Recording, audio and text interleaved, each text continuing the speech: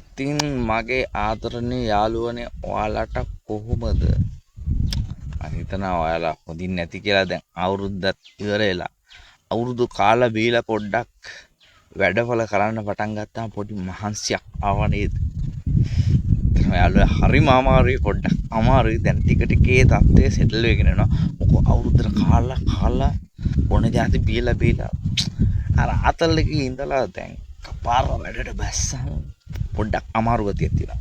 ඉතින් මම ඒ ගැන නෙවෙයි අද කතා කරන්න. මේ දවස්වල වෙන විශේෂ දෙයක්. නුවර පැත්තේ සිරි දළදා වහන්සේ ප්‍රදර්ශනය.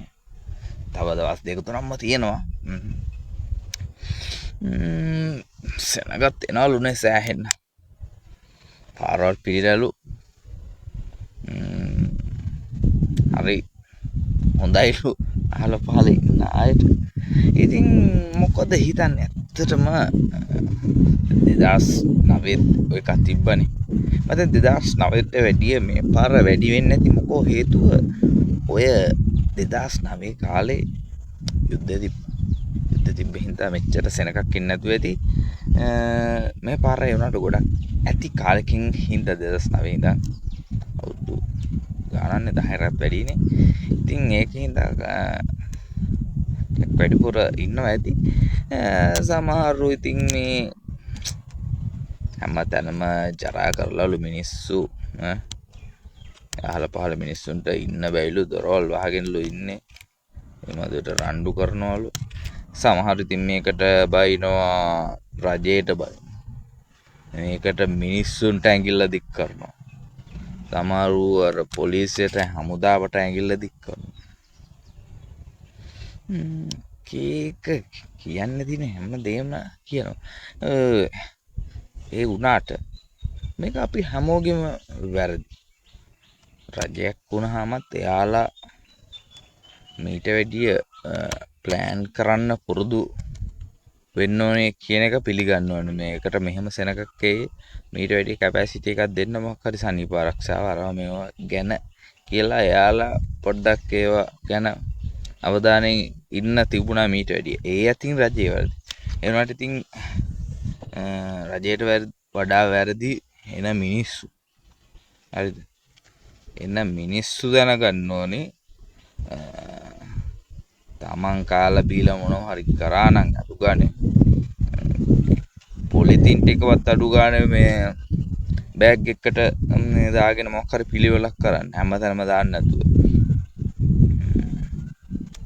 පොලිතින් ටික කියන්නේ අඩු ගානේ මේ ඔය බලාගෙන ඉන්න මේ හෙට්ට බැයිද පොඩ්ඩක් වෙනම් පොඩි ගාබේජ් බෑග් එකක් වගේ එකක් එකතු කරගෙන පොඩ්ඩක් අවුදලා තියන්න. හැමෝම කුණු ගඩ උඩෙන් ඇවිදේද තව කුණු දද යනවා. බැයිද ඔය බලන් ඉන්න පොඩ්ඩක් ඔය මහලවුරු කියවන මිනිස්සුන්ට පොඩ්ඩක් ඔය ළඟපාත ඉන්න මිනිස්සුන්ට පොඩ්ඩක් ඔය ඕක සුද්ධ බුද්ධ කරන්න මේ සපෝට් එකක් දෙන්න. නගර සභාවේ මිනිස්සු වෙනකම මේ බලන් නගර සභාවේ සේවක වෙනකම බලන් ඉන්න එපා. රජයටම විතරක් බයින්න එපා. මිනිස්සුන්ගෙත් වැරදි. මිනිස්සු මේ හැමතැනම ජරා කරලා අර සක්කිලි ගතිය පෙන්නපු අවස්ථාන කොහොමත් ඉතින් එහෙම නේද? බසක් පොසොන් කාට අනුරාධපුරයේ පැතිවරයි. සිරිපාද සීසන් එක සිරිපාද ඉවරයි. සිංගේ සක්කිලි ගතිය හොඳටම ඒක ඉතින් මේ කොහොමත් එහෙමනේ ඉතින්.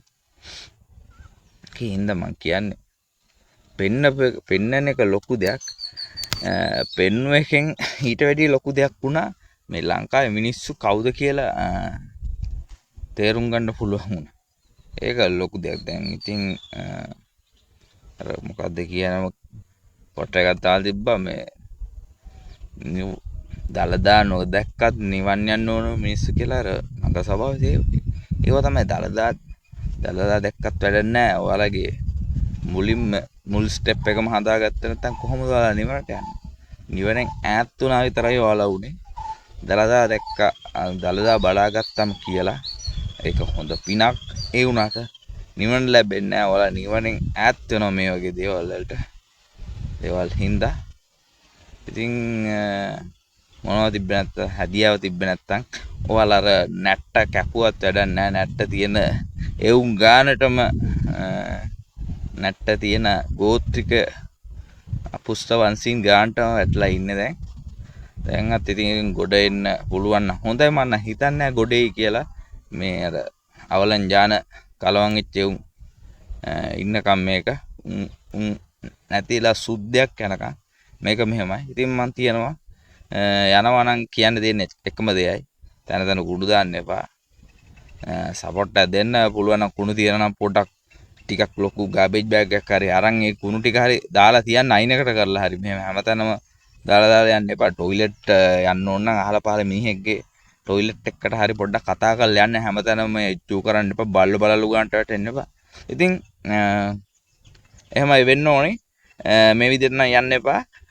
යනකොට ඉතින් නොගිහින් ඉන්න එක ලොකු දෙයක් උදව් කරන. ඉතින් මම තියනවා වර්ල්ඩ් චැම්පියන්.